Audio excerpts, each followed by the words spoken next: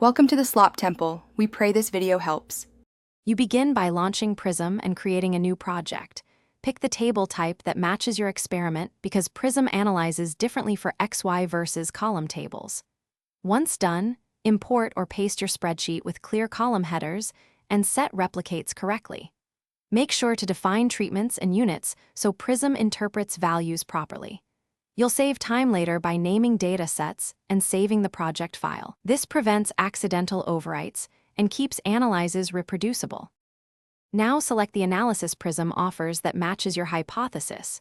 Choose t-test, ANOVA, regression, or non-parametric tests and click Analyze.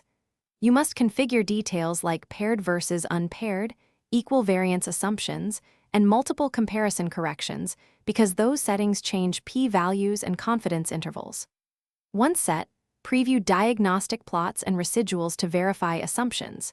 If normality fails, transform data or pick a robust test. Make sure contrast and post-hoc options match the comparisons you actually need. Finish by polishing graphs.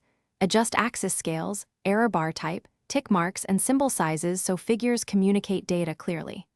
Once satisfied, use Export to save high-resolution TIFF or vector PDF for publication and save the Prism project for future edits.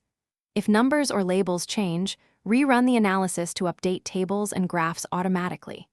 If results look wrong, check sample sizes, missing values, and the chosen test. Those are the most common causes of unexpected outcomes.